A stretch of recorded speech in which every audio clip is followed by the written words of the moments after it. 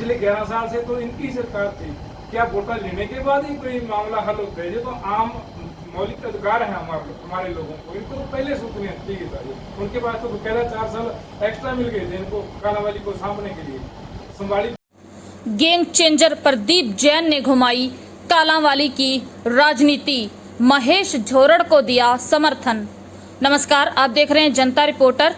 नगरपालिका चुनाव के साथ साथ कालांवाली में राजनीति काफी गरमाई हुई है।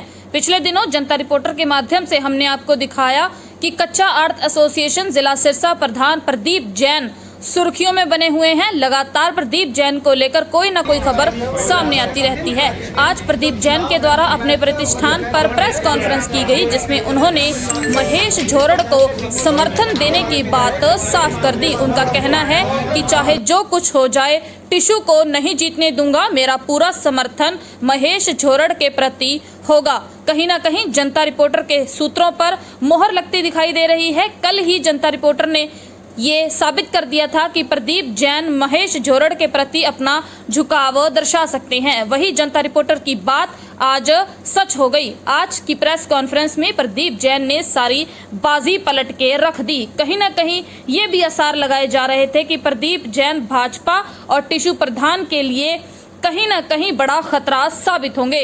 आज इस बात पर पक्की मोहर लग चुकी है। अब इस बात पर ये देखना होगा कि गेम चेंजर की इस बाजी के बाद कालांवाली की राजनीति में क्या उलटफेर देखने को मिलता है। जी, आपको प्रदीप जैन का समर्थन मिला है, गेम चेंजर कहलाते हैं, क्या कहेंगे समर्थन देने? हम प्रदीप जैन जी का, उनके सभी साथियों का बहुत तहे दिल से स्वागत करते हैं। प्रदीप जैन जी एक कालांवाली के लिए जुझारू साथी रहे हैं। जहाँ भी कोई मंडी को जरूरत पड़ी है तो प्रदीप जैन जी सबसे आगे बढ़े थे। इनका बहुत ही अच्छा प्रभाव कालांवाली में है। इन्होंने आज समर्थन देकर मेरे को मजबूत करने का काम किया है। हम सब मिलकर मंडी के लिए, अपनी शहर कालांवाली के लिए, आमजन के लिए, सभी मंडी वासियों के सहयोग से आने वाले समय में मिलकर काम करेंगे। भाजपा कह रही है कि पानी बिजली की समस्या फिर हल होगी जब टिशू प्रधान बनेगा। 11 साल से सरकार है, इस पर क्या कहें? पिछले 11 साल से तो इनकी सरकार थी। क्या वोटा लेने के बाद ही कोई मामला हल होता है? ये तो आम मौलिक अधिकार है हमारे लोगों को, इनको तो पहले सूचना चाहिए था। उनके पास तो बकायदा 4 साल एक्स्ट्रा मिल गए थे इनको कालांवाली को सामने के लिए। संभाली तो नहीं कालांवाली में। हम बिल्कुल हमारे सभी मंडी वासियों के सहयोग से, आप सभी के सहयोग से कालांवाली मंडी का अच्छी तरह से विकास कराएंगे।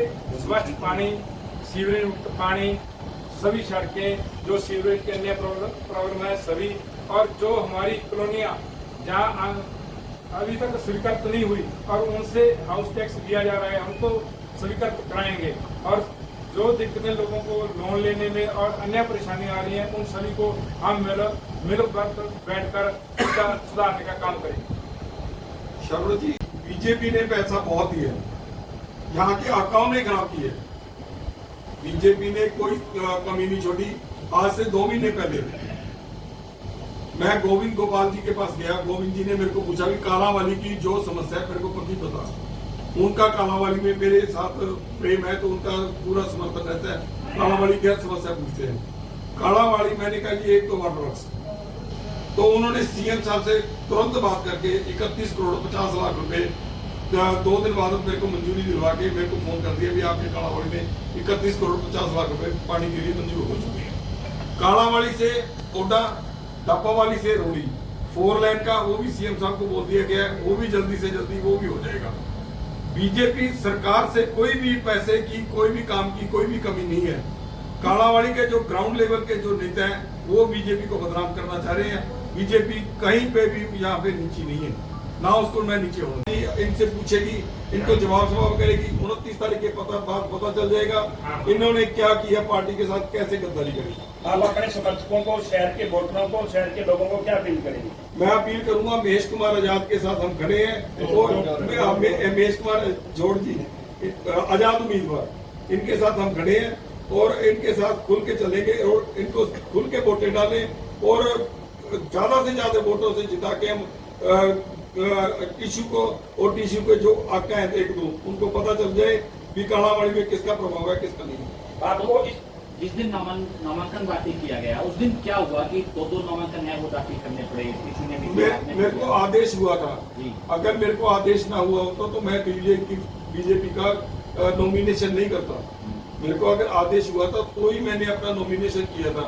मैंने एसडीएम साहब से भी 3 बजे मेरा लास्ट नॉमिनेशन हुआ है। एसडीएम साहब से पूछा, मैं कहा जनाब आपके पास कोई टिकट आई है? बोला मेरे पास एक ही टिकट आई है और बीजेपी की कोई टिकट नहीं आई। इन्होंने रात को एसडीएम साहब से कोई गेटमेट करके रात को लगाई है।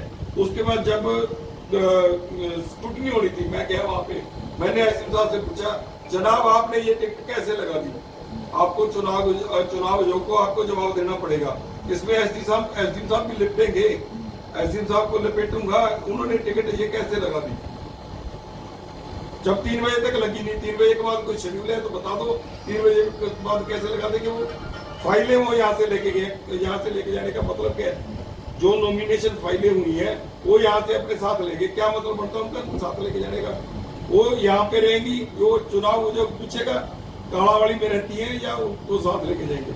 इतने बड़े पदाधिकारी नहीं है, वो अपने साथ फाइल ले जाए और फाइल में जाके वो नॉमिनेशन चुपे देंगे। अब प्रदीप जैन पे किसी प्रकार का राजनीतिक दबाव कोई बन सकता है कि महेश झोरड़ को समर्थन देने के बाद? नहीं, मेरे आकाओं ने मेरे को जो बोला है, टिशू प्रधान को तो मैं जीतने नहीं देता, चाहे मेरा कुछ लग जाए, कोई आ जाए, मैं टिशू के साथ नहीं चलूंगा। महेश जी के साथ चलूंगा, खुल के चलूंगा। मेरा परिवार, मेरे यार दोस्त, मेरे जो सपोर्टर थे सब महेश जी के साथ चलेंगे। तो लेन देन की आपने बात की, किस तरह का लेन देन हुआ है, कौन लोग इसमें शामिल हैं? वो तो आपको पता चल जाएगा। आप मंडी में से पता करो, बीजेपी के जो पदाधिकारी है पुराने, उनसे पता करो, सभी बता देंगे आपको, सभी बता देंगे। लेन देन हुआ है, लेन देन के बगैर अगर एक आज बंदा कांग्रेस पार्टी छोड़ के ज्वाइन करता और